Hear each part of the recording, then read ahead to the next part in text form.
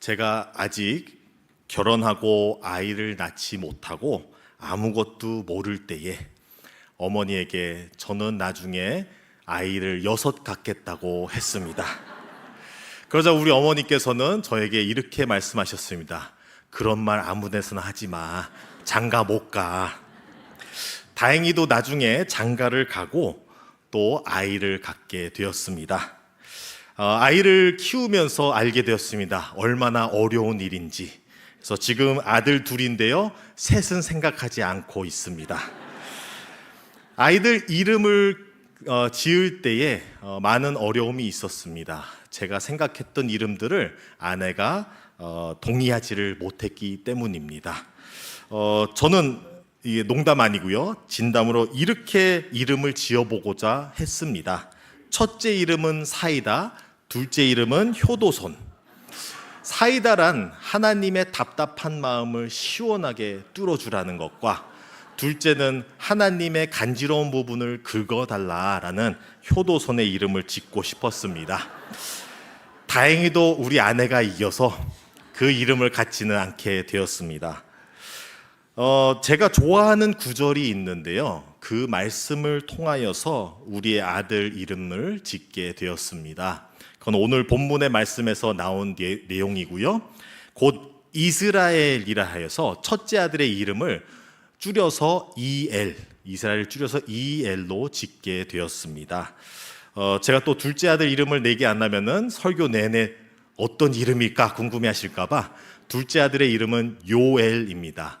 여호와 하나님은 나의 하나님이시다라는 의미를 가지고 있습니다. 제가 이 본문 말씀을 좋아하는 이유는 제가 어릴 때부터 겪어왔던 삶을 잘 이해를 못할 시기에 어쩌면은 나의 심정을 제일 잘 이해해 주는 것이 바로 이 야곱이 아닐까라고 생각이 되었던 것입니다. 또한 저 또한 야곱의 삶을 보면서 공감 가던 부분이 많이 있었습니다. 오늘 본문의 말씀을 통하여 야곱은 바로 이 약복강에 지금 홀로 서게 되었는데요. 이 자리까지 어떻게 하여서 오게 되었는지를 우리가 배경을 한번 살펴보고자 합니다. 아브라함의 아들 이삭은 리브가와 함께 아들을 배에 잉태하게 됩니다. 그 배 속에서는 쌍둥이가 있지요. 그리고 많이 둘이서 싸우면서 두 나라가 있다라는 것을 깨닫게 됩니다. 우리가 흔히 올림픽 게임에서 보면은 100m 달리기가 꽃이지요. 거기서 총이 땅 하고 달리기를 시작하면 맨 마지막 선에 오기 전에 선수들이 하는 것이 있습니다. 머리를 내놓죠. 에서가 머리를 내놓고 먼저 나왔습니다. 그렇게 하여서 같은 뱃속에서 나왔는데도 불구하고 조금 늦게 나왔다, 0.1초 늦게 나왔다는 것으로 불이익을 당한 둘째 아들의 이야기입니다. 첫째로 먼저 나온 건 에서이고 그의 모습은 붉었기 때문에 붉음으로써 에서라는 이름을 갖게 되었고요. 그의 발목을 붙잡고 나온 게 야곱입니다.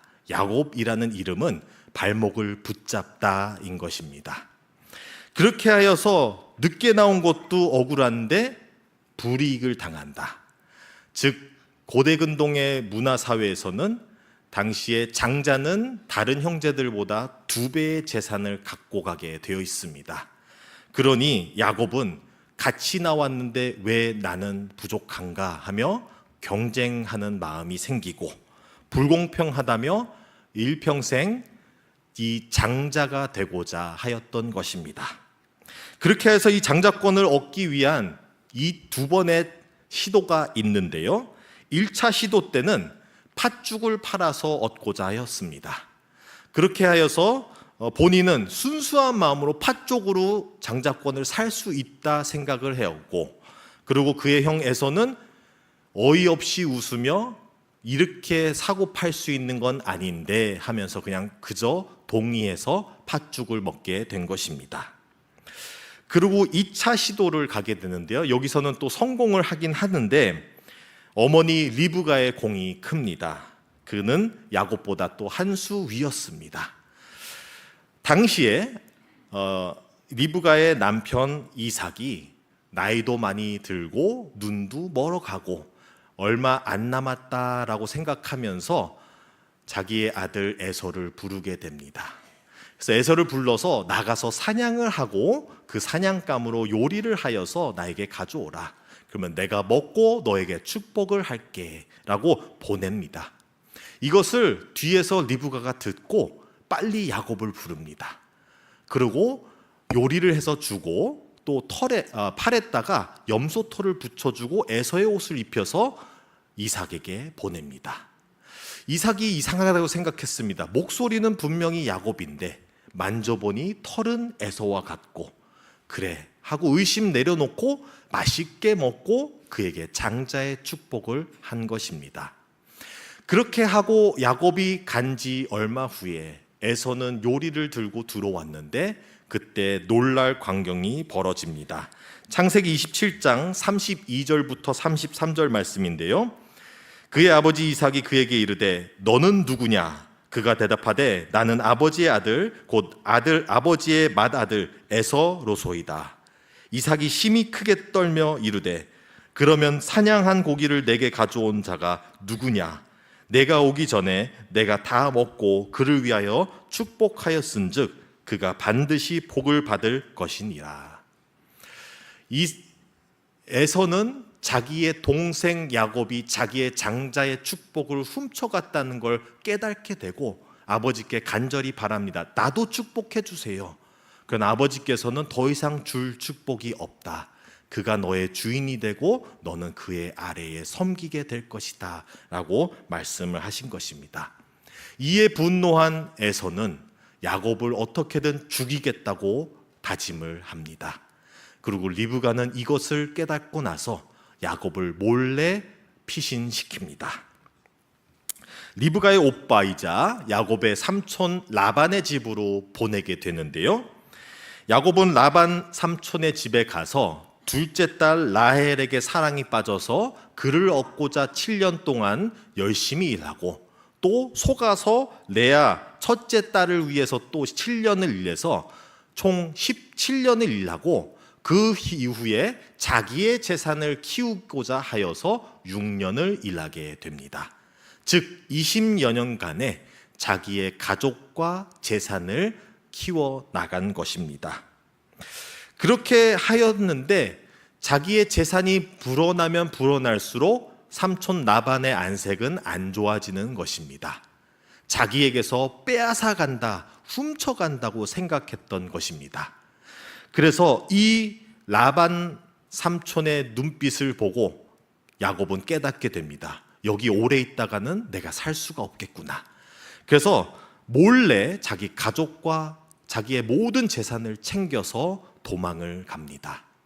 그렇게 도망간 지 얼마 안 돼서 며칠 후에 붙잡히게 됩니다.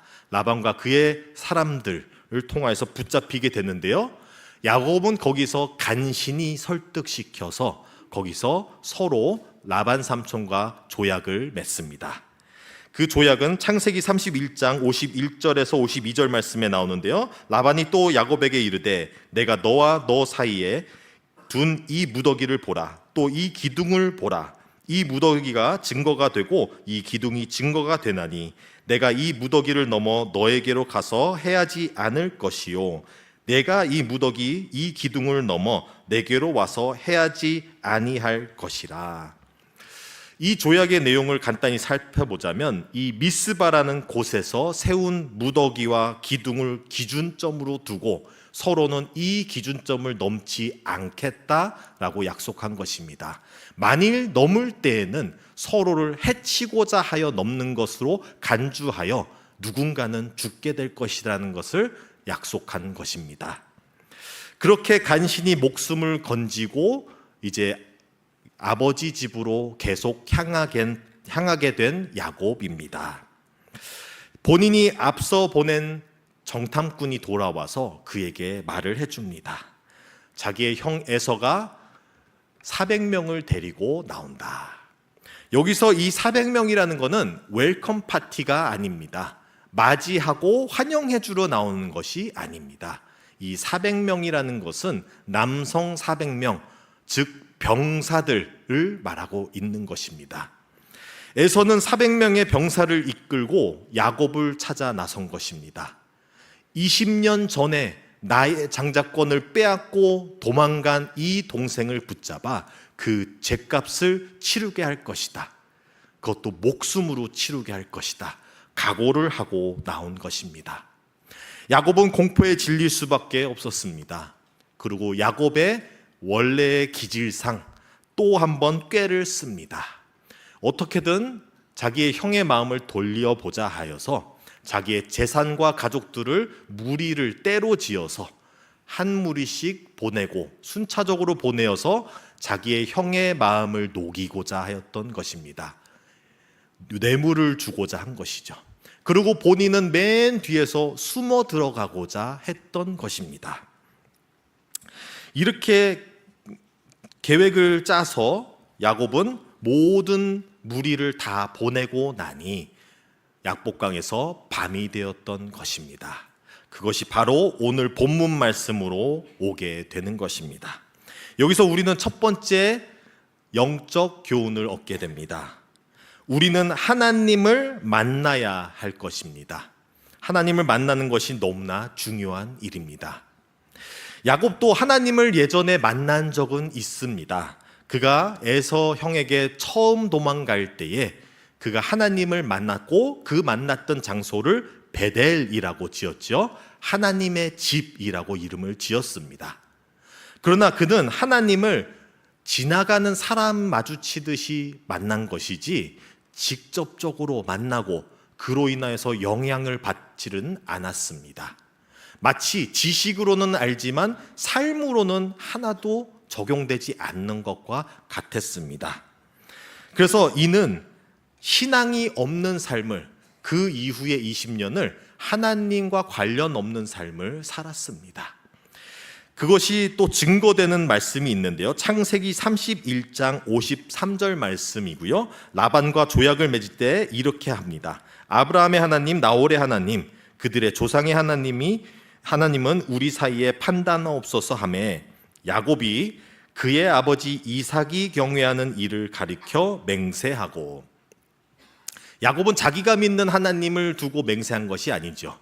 본인은 신앙이 없으니 아버지가 믿는 그 하나님의 이름을 내세워서 맹세를 한 것입니다. 즉 그는 20년 동안의 세월에 하나님을 모르는 삶을 살아왔던 것입니다. 그러니 그의 일평생은 엉뚱한 것을 쫓고 다니고 일평생 쌓아왔던 모든 것은 지금 이 약복강가에서 다 잃을 위기에 처했던 것입니다. 이 약복강에 혼자 그 어두운 밤에 홀로 남아서 자기가 20년 동안 쌓아왔던 모든 재산과 가족도 그를 구원해 줄 수가 없던 처지였습니다. 그리고 그 모든 재산을 쌓아왔는데도 불구하고 지금 홀로 남아 겉옷과 지팡이만 있었던 것입니다. 이렇게 추하고 또 초라한 모습이 아닐까 생각해 봅니다. 우리가 하나님을 모를 때는, 물론 하나님을 알 때도 어려움은 찾아오지만 모를 때는 우리가 홀로 섰다고 생각이 들고 우리는 계속 문제에서 문제로 넘어가고 산 넘어 산이고 우리는 항상 어두움으로 가게 된다는 것입니다. 우리는 하나님을 꼭 만나야 할 것입니다. 이 만난다는 부분에서 조금 더 설명 나누도록 하겠습니다. 우리 나약한 인간이 어떻게 하여서 보이지 않는 하나님을 만날 수 있을까요? 여기서 하나님을 만날 수 있는 여러 가지 방법들이 있지만 그 중에 한 가지 방법을 소개하고자 합니다. 이것은 우리가 우리의 삶을 객관적으로 또 영적인 눈으로 되돌아보아야 한다는 것입니다. 우리가 우리의 인생을 영적 눈으로 제대로 되돌아보게 된다면 우리의 삶은 우리가 생각한 것으로는 분명히 혼자 걸어왔고 혼자 모든 것을 했고 혼자 이루었다라고 할 수 있지만 영적 눈으로 바라보니 그 어느 순간도 혼자가 아니었다는 것을 깨닫게 되는 것입니다. 즉 모든 순간마다 하나님의 도우심이 있으셨고 위기마다 하나님의 구원이 있으셨고 나에게 있어서 필요한 것을 입히시고 먹이신 분이 계셨구나라는 것을 깨닫게 되는 것입니다. 그렇게 하여서 우리가 과거에 계셨던 우리의 과거와 함께 하셨던 하나님을 잘 보는 영적 훈련이 된다면 나중에는 지금 현재의 나의 삶 가운데 함께 하시는 하나님이 보이기 시작합니다.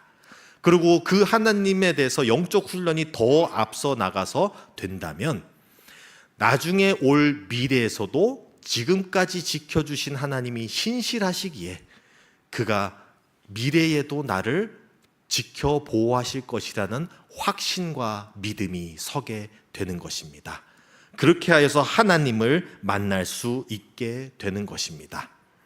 야곱도 자기의 과거를 영적 눈으로 돌아봤을 때에 하나님이 오신 것을 알게 되었습니다.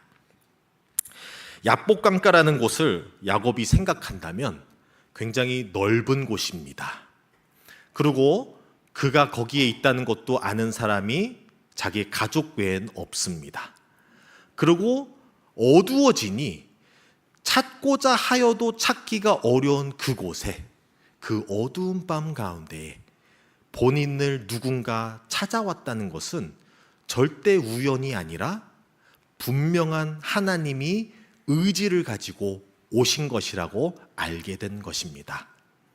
그렇게 하여서 하나님을 만났다는 것을 야곱이 깨닫게 되는 것입니다. 우리는 그렇게 하여서 하나님을 우리의 어둠 속에서 만나시기를 바랍니다. 바라건대 어둠이 들이닥치기 전에 하나님을 만나는 저와 여러분들이 되시기를 간절히 바랍니다. 두 번째 영적 교훈을 나누도록 하겠습니다. 우리는 하나님과 씨름을 해야 할 것입니다. 창세기 32장 24절 말씀입니다. 야곱은 홀로 남았더니 어떤 사람이 날이 새도록 야곱과 씨름하다가, 야곱은 씨름을 했습니다. 분명한 대상 하나님과 씨름을 하였고, 씨름이라고 여기서 나오는데 우리는 씨름이라는 단어를 들으면 흔히 스포츠라고 생각할 때가 있습니다. 그래서 마치 엎어치기를 했거나 밧다리 걸기를 한 게 아닐까라고 생각할 수가 있는데요, 우리는 야곱의 상태를 살펴보면 어떠한 씨름을 했는지를 알게 될 것입니다. 아까 말씀드렸다시피 야곱은 20년 동안의 삶을 열심히 악착같이 자기의 재산을 불리고 무엇이든지 얻고자 해서 살아왔던 것입니다. 그러나 오늘날 위기를 간신히 넘었는데 또 하나의 위기에 앞서서 뒤엔 라반과 앞에는 에서 사이에서 본인은 홀로 남고 아무것도 없다라는 것을 깨닫게 된 것입니다. 그런 부분에서의 우리 현대사회에서 흔히 말하는 멘붕이 온 것입니다. 멘탈 붕괴를 하죠. 좌절감이 왔어요. 무기력함이 왔어요. 내가 지금까지 무엇을 위해 이렇게 살았는가 허무하게 느껴진다는 것이죠. 그런 마음으로 과연 오는 지나가는 사람을 붙잡고 엎어치기를 할 수 있을까요? 힘이 없는 거죠. 그럴 때에 그에게 찾아오신 하나님을 만나고 그는 어떠한 씨름을 하였을까 생각해 본다면 붙잡았을 것입니다. 지푸라기를 붙잡듯이 어떻게든 무엇인가를 붙잡아야 내가 살겠구나 하는 마음으로 하나님을 붙잡았을 것입니다. 그리고 이 손을 놓는 순간 나는 내 목숨을 놓는 것이라고 생각하여 마치 낭떠러지에서 내 손을 놓는 순간 나는 죽는다 생각하듯이 간절히 목숨을 걸고 붙잡았을 것입니다. 즉 여기서는 씨름이라고 표현하지만 실제 상황은 아마도 물고 늘어진, 붙잡고 늘어지고, 그리고 새벽이 왔는데 새벽까지 붙잡고 있었다는 것은 간신히 붙잡고 있는 것이지 팔이 마비되고 손가락이 느껴지지 않고 본인은 거기서 힘도 빠져가면서 그저 붙잡고만 있었던 것이 아닐까 생각을 해봅니다. 그러면 반대로 생각했을 때에 여기서 하나님을 기꺼이 승리한 것이 아니죠. 하나님이 그렇게 무기력한 야곱에게 붙잡혀 주신 것이고, 그는 다른 데 가지 않고 기다려 주신 것입니다. 야곱이 그를 씨름하여서 답을 얻어내고자 하여 그 답을 얻기까지 기다려 주신 것입니다. 그래서 씨름이라는 것은 영적 상태를 알려주고 있는 것이고, 우리가 해야 하는 것을 알려주고 있는 것입니다. 그렇게 씨름을 하면서 창세기 32장 30절 말씀, 그러므로 야곱이 그곳의 이름을 브니엘이라 하였으니 그가 이르기를 내가 하나님과 대면하여 보았으나 내 생명이 보존되었다 함이더라. 여기서 승리했다라는 것보다는 보존했다, 즉 자기의 목숨을 간신히 붙잡고 나오게 됐다고 하고 있습니다. 답을 얻기까지 간신히 살아남았다. 그리고 그는 답을 하나님 안에서 얻게 되었습니다. 그 답은 창세기 32장 28절 말씀에 나옵니다. 그가 이르되 내 이름을 다시는 야곱이라 부를 것이 아니요 이스라엘이라 부를 것이니 이는 내가 하나님과 및 사람들과 겨루어 이겼음이니라. 야곱은 하나님과 씨름을 하여 여기서 이겼다라는 것은 답을 얻었다는 것입니다. 어떠한 답을 얻었을까요? 지금까지의 인생은 야곱으로서 남의 발꿈치를 붙잡고 사는 삶, 거짓말하고 사기를 치는 삶, 악착같이 세상을 붙잡고 움켜쥐고자 한 삶으로 살았더라면 이 씨름을 통하여서 이제는 하나님과 씨름하는 삶, 하나님 안에서 답을 찾는 삶으로 변화된 것입니다. 그렇게 하여서 야곱은 더 이상 야곱이라 불리우지 않고 이스라엘이라고 불리게 된 것입니다. 저는 여기서 한 가지 질문을 함께 나누고 싶습니다. 우리는 흔히 잘 알고 있는 하나님의 백성들, 그의 민족들을 알고 있죠. 그들은 왜 민족의 이름을 이스라엘이라 했을까라고 우리가 질문을 해보는 것입니다. 물론 야곱의 12아들이 12족장이 되고 12지파가 되고 그 지파들이 뭉쳐서 한 민족이 되어서 이스라엘이라 불려지는데, 그러면 왜 야곱이라 부르진 않았을까요? 또는 그들의 믿음 안에서 살아야 했다면 믿음의 조상 아브라함의 이름을 따서 아브라함이라고 불리우지 않았을까요? 이는 이스라엘이라 불리운 이유가 있는데, 그거는 민족의 정체성을 알려주고 있는 것입니다. 즉 하나님의 백성, 하나님의 민족이라면 하나님과 씨름을 하는 사람이 되어야 한다는 것입니다.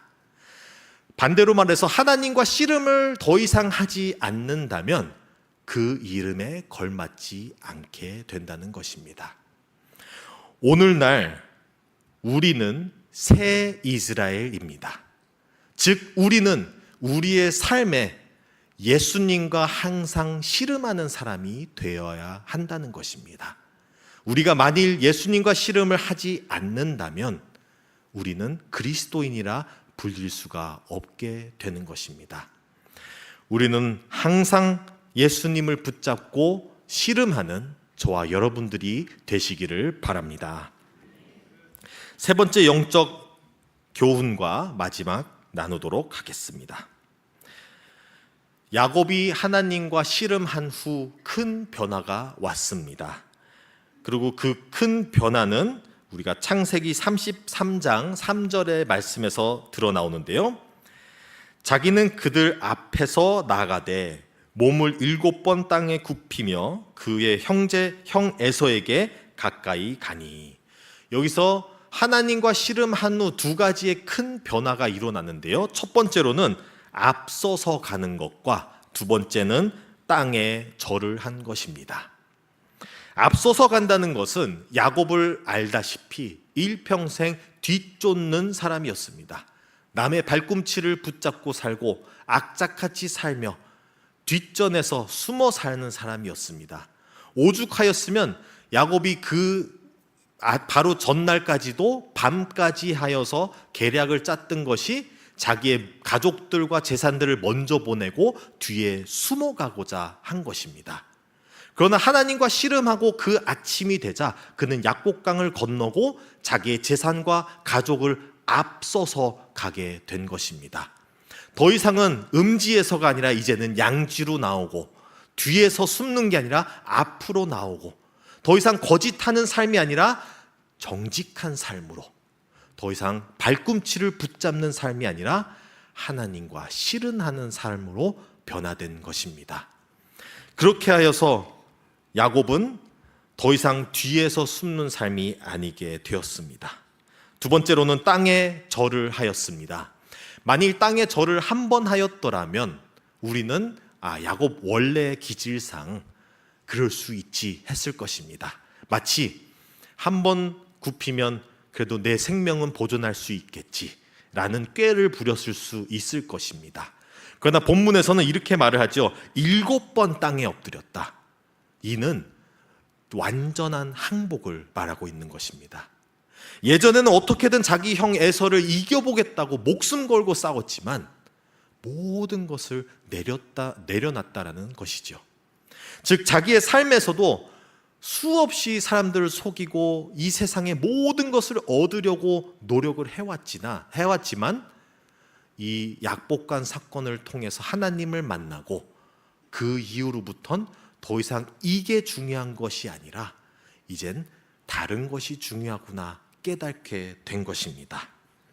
더 이상은 세상을 어떻게든 움켜쥐으려는 삶이 아니라 하나님 아버지 안에서 답을 찾고자 하는 삶으로 변화된 것입니다. 또한 여기서 야곱은 구원의 진실을 발견한 게 아닐까라고 생각이 듭니다. 그 전까지는 야곱은 구원이 마치 장자권과 같이 본인이 사고 팔고 쟁탈하고 소유하고 할 수 있다는 것으로 생각했을 수가 있습니다. 그렇게 해서 어떻게라도 모든 걸 쥐어잡으려고 했습니다. 그러나 야곱이 하나님을 만나고 그와 씨름한 후에는 더 이상은 구원은 붙잡고 소유하는 것이 아니라 본인 안에서 하나님으로 이루어진다는 것을 깨닫게 된 것입니다. 소유물이 아닌 구원, 하나님을 만나고 그와 동행할 때 우리 안에서 이루어지는 하나님의 나라를 맛본 것입니다. 바라건대 저와 여러분은 하나님을 만나고 분명한 변화가 일어나서 세상 것을 찾고 부귀영화를 찾던 우리의 삶이었더라면 이제는 하나님 안에서의 답을 찾고 하늘의 것들을 찾으며 구원은 소유하는 것이 아니라 우리 안에서 하나님이 이루어 주시는 것이라고 깨닫고 나아가는 저와 여러분들이 되시기를 바랍니다. 마무리하겠습니다.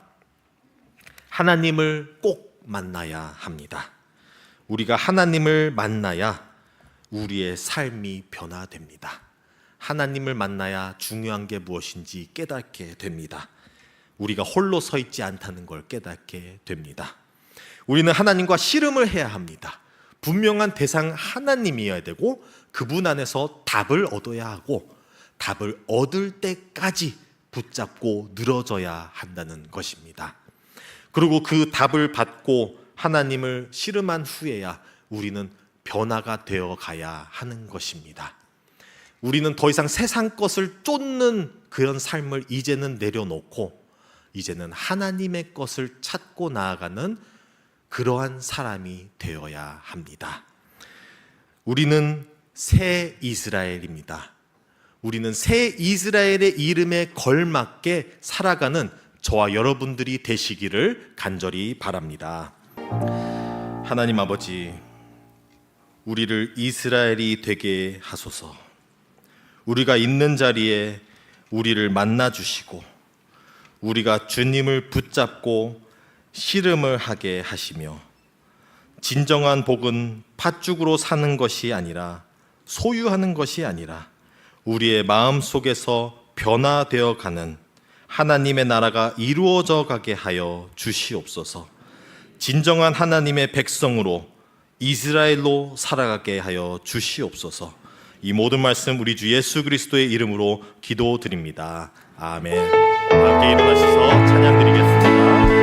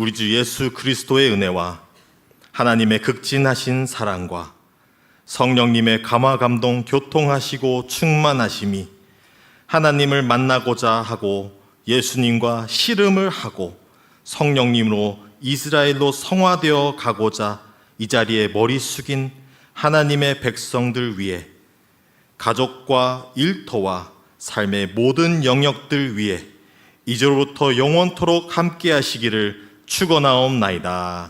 아멘.